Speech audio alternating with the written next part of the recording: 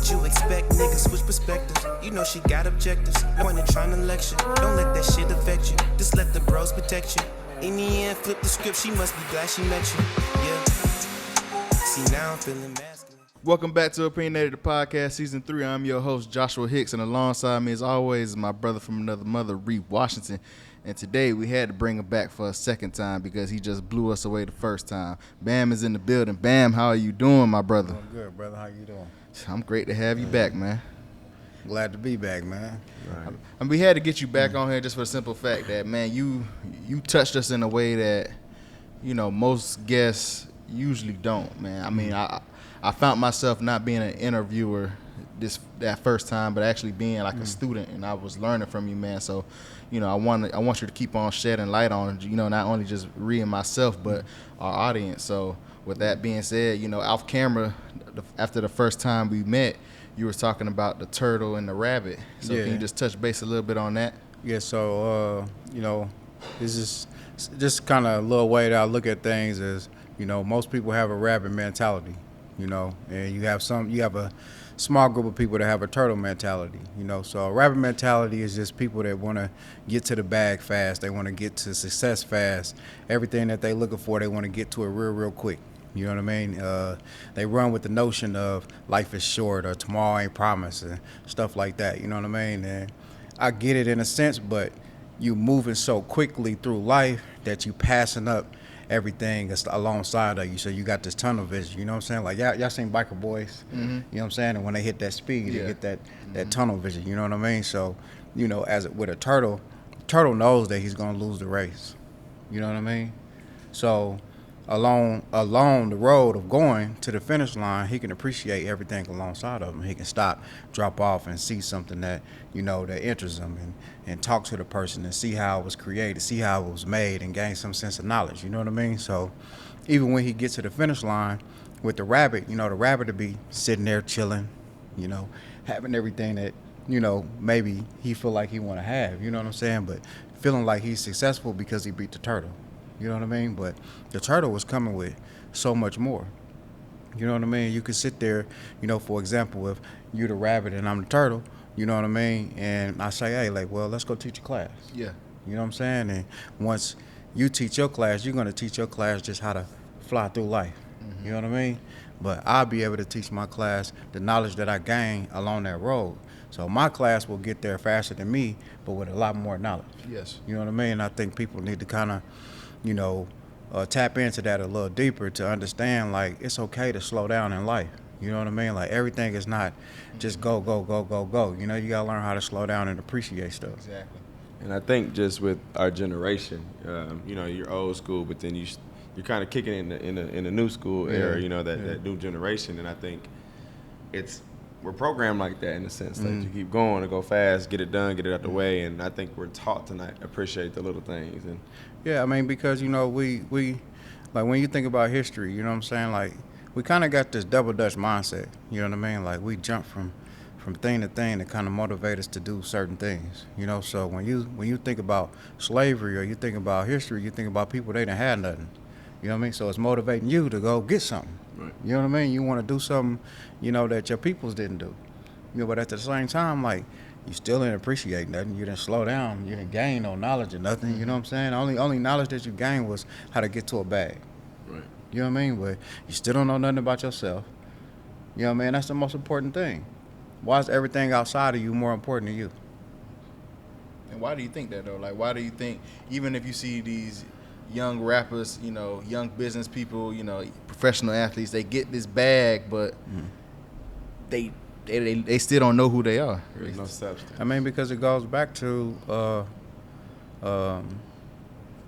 being reactionary. You know what I'm saying? Like, we love reactions to things, you know? So growing up, if you ain't really had nothing to get no attention, you know what I mean? When you start gaining some type of attention from somewhere else, you pull into that, you know what I mean? And you lock into that because you feel like it's fulfilling to you. Whatever void that you got inside, it's fulfilling that, you know what I mean? But you're neglecting all the other voids that you got. I think you have an interesting perspective on wants and needs. Could you talk about that? Yeah, you know, because I don't think people really tie in all the variables when they talk about wants. You know what I mean? We all want something. There's always something that we want, but once we get it, do it hold the same energy once we get it before we got it? Yeah. You know what I mean? It don't. Majority of the time, it don't. You know what I'm saying? You sit up here, you say, oh, well, I want a new car. You know what I mean? You go and get the new car. You'll like the new car for like 1 or 2 years, and eventually you feel like you want to trade it in. Get another car. You know what I mean? It doesn't hold the same value or level of energy that you had when you wanted it at first. You know what I mean? Also, you want to hit the lottery. Everybody want to hit the lottery. Yep. You know what I'm saying? But when you hit the lottery, what's the first thing you're going to do? Buy a house, buy your mama a house, buy a car, all that. You know what I mean? But you're not factoring in property taxes. Yeah. What have you done to put yourself in a position to take care of all of this stuff that you just obtained? But you know what I'm saying? Like, you got to go way far into that, you know, and what you need, you have to understand that it's way more important, way more valuable than what you want. But what you need is not glorified. Right, and that's all individualized as well, do you think? Yeah. I mean, it's internally, it's everything. You know what I'm saying? Like, it's just like, you need to eat healthy. You know what I mean? You're going to do it. Right. You know what I mean? Because you grew up on certain things that, you know, your family fed you, so you have these cravings. And those cravings overcloud what you need. Right. So it's, I want this, I want this, I want this. That's what you're going to go get, not what you need.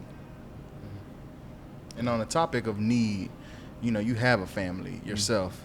And, you know, in the past 2 weeks, you know, we've seen the news media of, you know, of these shootings and all that. Like, you know, in Texas with the school being shot up, you know, how do you feel about that? Like, how does that make you feel knowing that you have your own seeds out here and, you know, you can't even drop them off at school anymore? I mean, the thing is, we got to take more responsibility, you know what I'm saying, when it comes to our children, because nowadays, if you really think about it, the parents are just babysitters. Not really parents. Not teaching your kids nothing. Try to be best friends. You know what I'm saying? You're teaching your kids, you know, the basic stuff, but you're not really teaching them. You're not teaching them how to survive. You're not teaching them how to, you know, like really, really be on that time when it's time. You want to teach your kids all the good stuff. You know, you want them to go outside and think that everything is cool, everything is great. You know what I mean? Instead of introducing them to reality, like, nah, it's messed up out here. Right. You know what I mean? Like, you got to be aware, keep your back against the wall. You know what I mean? You should be teaching your kids, you know what I'm saying, about weapons, about guns, everything. Right. You know what I mean? Like, we're the only culture that don't really teach our kids about these things. We getting into it now, but, you know, people just kind of got this little notion that, well, if I teach my kids about a gun, then they'll go out and use it, because look at these kids now. They going out shooting up places. And then, yeah, they going out shooting up places. Nobody taught them about a gun. Right. They taught themselves. They looked at music. They looked at videos. They looked at movies. Coach. You know what I'm saying? So that stuff influenced them in a different type of way and how they want to pick up a gun versus somebody sitting down and telling them, you know what I'm saying, what this gun actually does, what this gun is about, why you should have this gun. It's for protection. Right. You know what I'm saying? Mm-hmm. So these kids is running around using these guns as a want, not a need. And Josh was speaking about on the prior episode that, you know, again, they're babysitters, they're best friends, and, you know, he sees it, you know, parent-teacher conference, and the parents come in and they don't think their kid's acting the ass in the class, and it's like, no, this is how your kid actually is. Yeah. And this is how they actually act. You know what I mean? And I mean, to a certain extent, you know, I get the friendship. You know what I'm saying? Because with my kids, I have a parenting phase and I have a friendship phase. Right. You know what I'm saying? So depending on whatever their experience is, I parent my children. And then on the other hand, if I need to be a friend to them, that's what I'm going to be. You know what I'm saying? So if my kid has something that is uncomfortable that they want to talk to me about, they come to me and be like, Daddy, you know, can we have a friendship phase? You know, that means that when we have this conversation, I can't treat them like a parent. I can't get aggressive. I can't get mad. I can't do any of those things. You know what I'm saying? I have to talk to them as a friend. You know what I mean? Because kids will go and talk to their friends. Mm-hmm. Their friends are going to give them bad advice because they don't have the experiences of life to be able to teach them the right way. You know what I'm saying? You know the right way. Right. You know what I mean? Because you already been down that road. You done bumped your head. So you'll be able to give them something completely different, but you got to give your child the comfortability to do so. I mean, you think it's just the generations now of parenting skills where, you know, we're starting to get parents that are a lot younger and they're still kids themselves, or they still have that mentality of being a young adult, that even if, let's say, you're 23 years old, you have a child, you're still kind of in that phase, you still want to go out and party. I mean, but everybody, it comes down to everybody not really taking accountability. Okay. You know what I'm saying? Accountability for the fact that it's your life. You can't keep blaming stuff on how you was raised and what your parents did. We know that they made a mistake. They made a mistake because they parents taught them from what they know, and they didn't really know nothing. Right. You know what I'm saying? So everybody's teaching everybody something that don't nobody know. And does that go along But with, nobody's taking accountability right, to dig into that, to figure it out for themselves. So does it go along with you had a TikTok, you had a reel that I watched, and it was talking about the paralyzed perspective that people sit in, that people consume themselves around to, where then they start living within that realm.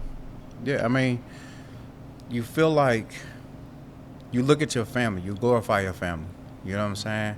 And however they was raised and what you were brought up on. So you lock into that. You tune into that because you feel like that is the right way. If you got, most of your uncles and aunties, they doing well and you feel like they doing good, you feel like whatever your family is teaching you is the right way. You know what I mean? If your family is based on Christianity and marriage and all that stuff, I think that's the right you're way. going to feel like that's what's right. Right. You know what I mean? Versus a family that done seen so much trauma. You know what I'm saying? They seen marriage not work. They see all these things. They're going to feel completely different. So perspective is everything. Whatever experience that you go through in life is going to make you perceive things that way. Got one more question for you. I know you brought in this topic. You've actually talked to me about it. What do you think the real complications, because I think you have an interesting perspective about it. Like, what do you think the real complications is when it comes to men and women? Communication. You know what I'm saying? First off, it's always self. You know what I mean? And if you don't understand yourself, then it's hard for you to learn how to develop the skills to communicate. You know what I mean? Because you don't really understand what you feel. You don't fully understand what you believe in. You think you know what you believe in. Right. You know what I mean? But you really don't know. What you believed in 10 years ago is not the same today. Right. You know what I mean? Because you're always changing. You're always growing, constantly evolving. You know what I mean? So when you can come to terms with that and learn how to deal with you, then you'll learn how to deal with other people. Right. You can't fully learn and understand how to deal with a woman and communicate with a woman if you don't understand your emotions and what trigger you and how to calm yourself down when you're triggered. Right. You know what I mean? So when somebody else says something to you and they trigger, you feel like they triggering you, your response is going to be of that. You know what I mean? But when you trigger yourself, it's the same exact response. So you have no control over you. You know what I mean? Like, everything always starts with you. You got to figure you out first so that you can learn how to develop those skills to, be able to be in relationships with men and women. Because when it comes to women, they communicative. You know what I mean? We're physical. Right. And why do you think, relationships nowadays, like, we glamorize being toxic within relationships? Like, why do you think it's just because that's just what people have seen growing up, so they feel like, okay, that's the only way that they can show love to someone? Because it's reactionary. Look at the reactions that people get from being toxic. Right. I know, Shanita, she's been on a podcast. She's like, that's all they know is being in a toxic, they come from a toxic environment. Each relationship that they go in and out of. Yeah, but you can only ride that wave so long. Right. You know what I mean? You sitting here saying that that's all you know is a limitation. You know what I mean? Because you got the same time, day, and opportunity to go out and figure it out, something different. You can't sit here and say that this is all I know when it's stuff out here. You can get on Google right now and Google whatever you want to and get information. You know what I mean? You can't roll with this is all I know no more. You know what I mean? You can know better if you want to. Right. But if you just limiting yourself, putting these limitations on yourself, then you're going to lock yourself into it's just like a street cat saying, this is all I know. That's all you want to know. You don't want to know nothing else. If I try to sit down and teach you and talk to you about something else, oh, man, you being too serious. Nah, bro, like, you're not being serious enough. Right. How do you think us as black men can grow? Because, right, you've mentioned it in this episode and the prior episode where, you say you try to hold conversations with younger dudes that's out there in the streets and you try to tell them, like, hey, man, there's more to life than just this. And they always, revert back to saying, like, oh, man, you're taking things too serious. How do you think that we can kind of reach back and uplift each other and keep, going up the pole? You gotta be that. You know what I'm saying? You gotta be love, bro. Like you gotta stand on whatever it is that you believe. You know what I mean? Regardless of how it make other people feel and how they view you. You know, because what it is with men is that you can tell a man that you this, and the moment that you show them something different, they done with you. They don't believe you. They don't trust you. You don't stand on nothing.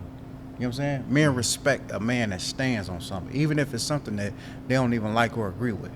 The fact that you stand, you ever heard street cats tell you like, "Ah, man, we ain't really care about you trying to act tough and fit in. Just be yourself." Right. You know what I mean? Because they respect you just being you. Like, you not tough. You're not with this. You don't have to do none of that. You know what I'm saying? Like, bro, be yourself. Right. You know what I'm saying? We don't respect you for being who you are. You know what I mean? You don't always gotta try to roll with us and be with us. You ain't gotta be Trey. Right. You know what I'm saying? Be yourself, bro. You know, so when it comes to, trying to be the change, man, you just gotta stand in what you believe in and move that way. You know, a lot of times conversation is not gonna help men because, we action based. So if you move in a certain type of way, even if I don't talk to you and I'm watching you, like, dang, I watched you go from the street cat, I watched you go from the suicidal cat, I watched you grow into this, I watched you become this. You know what I mean? So you got this vision of it can happen. You know what I mean? Like, you can do it. If you I watched this man do this. Right. You know what I mean? So I know it can be done. But if everybody is being toxic and doing the same thing, then how they gonna believe in anything else because they're not seeing it? I mean, why are we afraid as men to show love to one another, though? Why can't I be happy for your success? Because the love that we got was toxic and damaging. You know what I'm saying? The love that we need, the love that we're supposed to receive is supposed to be balanced. You know what I'm saying? It's supposed to be in a feminine sense, but it's also supposed to come from a masculine man. You know what I mean? And that's where we messed up. Because we getting the feminine love from mama, but mama's trying to be masculine because daddy's not at home, and the masculinity that she pulling off to us is toxic. So the way that we are interpreting it is all the way messed up. Yes. And when we go to the man, and the man is trying to show us love, it doesn't make us it's not comforting. Okay. You know what I'm saying? Because what we perceive to be love is from a feminine side. We don't understand masculine love. You know what I mean? So it stems from that too, just not having both of those that balance inside. You know what I'm saying? So it's to each his own. It's a little bit more complex, and it's depending on the upbringing and all that. Whatever your parents believe in and how they move, and but the whole sole basis of it is learning how to love yourself, understanding the love that you want, how you want to feel. Right. You know what I'm saying? You don't depend on nobody to make you feel how you want to feel. Right. You make yourself feel that way. You know what I mean? So when you understand how to make yourself feel that way, when you come into people that you can connect with because y'all vibe together, you can love them the same way. Right. You know what I mean? Because they're going to understand it. I think that's the battle of the egos, though. Man's ego in the way. Of course it's ego. It's, man always trying to be tough and, you know what I'm saying, all that, bro. Like, bro, it's not always about being tough. You know what I mean? Like, it's about settling down, calming down, being patient, being cool. Like, bro, I don't have to prove nothing to you. Right. You know what I mean? Have you ever found yourself in situations where always you had to cancel that out? Always had to cancel out. You know what I'm saying? Especially with security. You know what I'm saying? Doing security and, like the way I treat people. I treat everybody with respect. You know what I'm saying? I don't treat people as if I'm bigger, I'm badder, or, you know what I'm saying? None of that. You know what I mean? Like, hey, bro, like, just chill, dog. Like, even when they get overly aggressive, you know what I'm saying? Like, oh, man, don't put your hands on me and then. Well, I'm not trying to put my hands on you, bro. Just chill.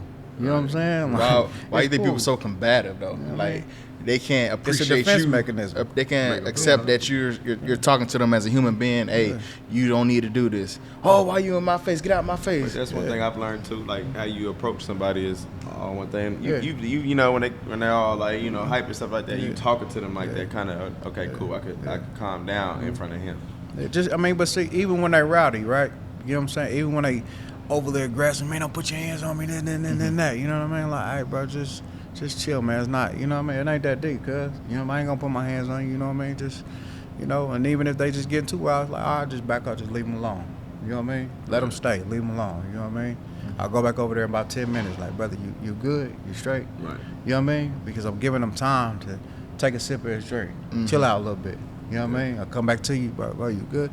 Yeah, bro, it's just it. Hey, man, listen, it's not, you ain't got to do all that. You know what I'm saying? Like, I'm not here to ruin your night. I want you to have a good time. I want you to go home safe. You know what I'm saying? But, bro, it's rules to establish me. I can't come in your house and do all this crazy ass stuff. You know what I'm saying? Like, so respect the rules of the place. You know what I mean? Like, it is what it is. And even if you can't get a person out and they tripping because you know, low on security or whatever, then let them stay, bro. The next time they come in, just don't let them in. You don't have to get all aggressive and try to grab people. You know what I mean? It's not worth none of that. Right. You know what I mean? And it's like, that's just how you got to look at it. But that just coming from understanding love, learning how to love people. You make them respect you by standing on what you believe in. I don't got to get tough with you. Right. Now, if you try to get physical with me, then I'm going to show you something. You know what I mean? But if you just rah-rah and all that, then I just got to figure out which decision I want to go with, what I want to make. You mentioned on the prior episode, you know, you didn't really know what love was until you had your children. But, like, If you don't have children, you know. now that you do kind of understand what love is, how do you try to use that in everyday life with even people that you don't know? I just try to be it, bro. Like, in every situation, you know what I'm saying? Like, I try to, you know, like, even when I post, bro, like, I post, I love music, you know what I'm saying? Music put me in a good place, you know, so I post, I try to smile, bro, people always used to tell me, like, bro, you don't never smile, that nigga don't never smile. You know what I'm saying? And it's like, now, it's like, you know, I try to introduce that. You know what I mean? It's like when people tell me stuff, it's like I want to figure it out. Like, damn, am I not smiling? Like, this is my resting, you know, angry nigga face. You know what I'm saying? So, you know, it's like I'm just trying to, you know, try to tap into it, man, and not really just, you know, look at it as it being criticism or they being critical to me. It's like, you know, they giving me a reflection. You know, it's one thing in your life you'll never be able to see without another person, and that's your back. You know what I'm saying? Repeat that one more time. There's one thing in life you'll never be able to see without other people. That's your back. You know what I'm saying? Even with a mirror. You know what I mean? Yeah. Like, you can never turn your head and see your back. Right. That's facts. You know what I mean? And it's like, I think of stuff like that to try to break that down and understand that and motivate myself in certain ways. You know what I'm saying? Like, in a sense, like, I need you. I need you to kind of have my back. You know what I mean? Let me know what's back there. Let me, you know, and just transition it over and try to use it in a different analogy to, you know, motivate you in your life. Be love, be yourself, be self, be truthful, be honest. That's It's the key, man. It's the big key. You know what I mean? You know, make it seem like life is simple. It's simple. It's, oh my God, it's so simple. You know what I mean? We think it's rough because we trying to do everything that everybody else doing their way. You're not doing it your way. You know what I'm saying? Like, everything is simple. Yo, it's just complicated. We complicate everything. You know what I mean? Because we're trying to master something that someone is teaching us, meaning that it is not of you. It's of them. You're trying to master their stuff. You know what I mean? You're not mastering your stuff. What you want to do, how you feel, how you want to move. You know what I mean? When you learn how to understand that, control that, and master that, everything in your life is going to be simple. You're not going to care about a whole bunch of money. You're not going to care about none of that. Man, when rich people get to that point when they old, bro, they don't care about none of that stuff. They done everything in life. They still miserable. You know what I mean? Now all they want to do is help people. Before they die, they just want to help people, bro. They just want to be happy and help people. You know what I'm saying? But if you don't get the experience of coming in contact with these individuals, you won't think that. You'll just think that, when you rich, it's just, you can do all this, you can do all that. You know what I'm saying? Like, man, look, most people that's out here trying to create their little small businesses, it's stressful. It's hard. You know what I'm saying? Yep. It take 7 to 8 different streams of income to maintain being a wealthy person. You stressed out about one little small business, you know what I'm saying? So it's like, understand what you get into when you're talking about what you want. You know what I'm saying? Understand your feelings, everything, dog. Like, it's all on you. You don't have to. People realize that. I didn't mean to cut you off. Yeah. Like, they want such a big, outcome, but everything leading up to it, the steps is. Because I used to want to be wealthy. I used to be want to be rich all the time. You know what I'm saying? Until I understood it, I'm already rich. You know what I'm saying? I'm already rich, bro. I got the opportunity to get up every day, physically perform and go to work, make a couple dollars, make sure that my babies are straight and they healthy and they good. Right. You know how many people in the world can't do that? You know what I'm saying? Yeah. You go to the store, you'll buy all these food and fill up your pantry up. Mm-hmm. You got food in the refrigerator, but you fill the pantry up. Yeah. You know what I'm saying? Mm-hmm. It's people that's trying to go to the store and get something, and if it ain't on the shelf, it's in your pantry. Just sitting there. Collecting dust ain't been used yet. You know what I'm saying? Like, that's how selfish you is. You don't think about the next person, you don't think about the next man. And I think COVID really taught everybody that. It showed they put it on front line, yep. Yeah, you know what I'm saying? Everybody going up buying water and all that because all you care about is you and yours. Sanitize. All you care about is you and yours. Right. You know what I'm saying? But then you want to turn around, when it get hot outside, and start passing out water. Mm-hmm. It's crazy, bro. You know what I'm saying? Like, man, you tell yourself the weirdest stuff. You know what I mean? You lie to yourself on a day-to-day basis. You know what I mean? Learn how to be more aware of you to where you're not lying to you. You know what I'm saying? It don't always have to be a blatant lie. It's just a little lie that you don't understand that you lying to yourself. The white lies. You feeling like you need all this food. Mm-hmm. But you don't need all that. Right. You eat out anyway. You know what I'm saying? You don't even cook. Come on, man. You eat up all the groceries. And, you know, one topic that I wanted to touch on before, you know, we ended was Ree and I, we have this platform as young 26, 27-year-old black men. You know, the community, you know, where I'm from, like, I like to touch base and hit, you know, reach out to the young kids and all that. But what advice do you have to the newer generation? You know, we're young men. We haven't seen all the world yet, but we're trying to get back to our communities. But it seems like we're reaching that, you know, head butt stop where it's like, nah, you know, I already know because I got my phone. Social media taught me. I don't need y'all advice. Y'all ain't my daddy. Yeah. I mean, just understand that life is not short. You know what I'm saying? Tomorrow is promised. How old are you? I'm 26. How old are you? 27. Life been promised to you 27, 26 years, every single day. Right. You know what I'm saying? It's just how you look at stuff, man. So when you talk to the young generation, you got to help them to be able to look at things from a different viewpoint. You know what I mean? Because the way that they see it is just taking them down that messed up path. Show them a better path. Show them a good path. You know what I mean? Think for yourself. Think how you want to think. You don't have to think how everybody else think. You don't have to move how everybody else move. You know what I mean? When you sit here and say tomorrow ain't promised and all that stuff, it's because you making it that way. Right. Everybody's making it that way. You know what I'm saying? Oh, it's crazy out here. Yeah, it's crazy out here because y'all being crazy. It's everybody. If everybody took full responsibility and took accountability for their actions, it wouldn't be no problem. We wouldn't be sitting in no bullshit. You know what I'm saying? It wouldn't be no problem, bro. It's just people that just don't want to take accountability and take responsibility for what they doing. Right. You know what I mean? They It's want to blame it easier, on yeah. everything else. It's, I was brought up like this. My mama didn't have this. I had to get out and get it on my own. And then, bro, it's what you supposed to do. Like, why you keep trying to glorify what's normal? You know what I'm saying? Like, this is your life, bro. This is what life is about. This is what you supposed to do. You supposed to learn. Right. You know what I mean? You don't hear no little Simba running around talking about, oh yeah, my dad was the king of the jungle and blah blah. You know what I'm saying? So I had to fight for this. Like, nah, bro. Like, he gonna grow up and be a male lion. If he need to take over a pride, he gonna take over a pride. But you're not about to come in with the baggage that whatever his family came in. You know what I'm saying? Like, come on, man. Like, everybody got a story. Right. You know what I'm saying? Some people use that story just for glorifications for the reactions of people. Some people use that story to motivate them to get where they want to go. And when they get there, they don't even talk about the story no more. Because they ain't work. You know what I'm saying? For what? Essentially, nobody cares. Nobody care. It's a cool story. Right. You know what I mean? That's why I say cool It story, sounded bro. good. You know Me what and I'm Reed saying? always say You know what I'm sound good, look good. Yeah, it's cool, man. Like, you know, everybody got a cute little story. Everybody been through something. Yeah. You know what I'm saying? But what are you doing right now? Right. You know what I mean? And if you, whatever it is that you're doing, is it pure?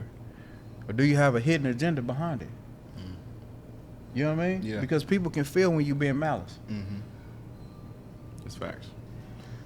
Josh and I talk about that all the time. You can walk in a room and not feel wanted. Or you can talk to a man and, you know, he just bothering your soul. You're like, nah, this ain't me. I ain't supposed to be Man, here. look, man, like, you know, even when we worked at the club, you know what I'm saying? Like, everybody, even when I worked at the the door and I was patting people down, you got to speak to me before you even get in here. I'm going to speak to you. Like, what's up, bro? How you doing? You don't say that, we're going to stand there until you speak back. That's even like when my students walk into the classroom, I'm like, good morning. Like, learn how to speak to somebody. It's okay to walk in and say good morning. It's the little things, you know what I'm saying? But the thing about it is that they might not do that with everybody else. You know what I'm saying? But when they come to you, they're going to respect the fact that that's how you are, that's your stance. Because you stand on it. Yep. That's what I'm saying. Stand on something. Right. You know what I mean? You see how everybody else standing on ignorant stuff. You know? Standing, I'm a street cat, I'm this, I'm this, I'm that. Bro, look, man, that's what you want to do. You want to throw your life away and be on that. You know what I'm saying? Like, look, you got people living out in $40 million, billion-dollar homes and yachts and all this stuff, and you got all these messed up people around here. You know what I'm saying? You can't take $1 million and put it into the community, but you'll take $1 million and put it on a chain. Yeah, it's gonna hurt you that bad. The Come feed on, other man. people. Come on, dog. Like, you can't keep complaining about your people and your people being down and messed up if you have 30, 40 people that are in position to take $1 million. That's 30, 40 million. You dump it right back into it. You know what I'm saying? Like, bro, it's a simple fix. It's an easy fix. It's just people are not taking responsibility and accountability for themselves. And you gotta be a sacrificial person, dog. You gonna in a relationship, you gotta sacrifice the way that you feel for happiness. Period. You know what I'm saying? Right. It's gonna teach you growth. Just because something makes you uncomfortable or bring you pain doesn't mean that it's gonna stay in that trajectory.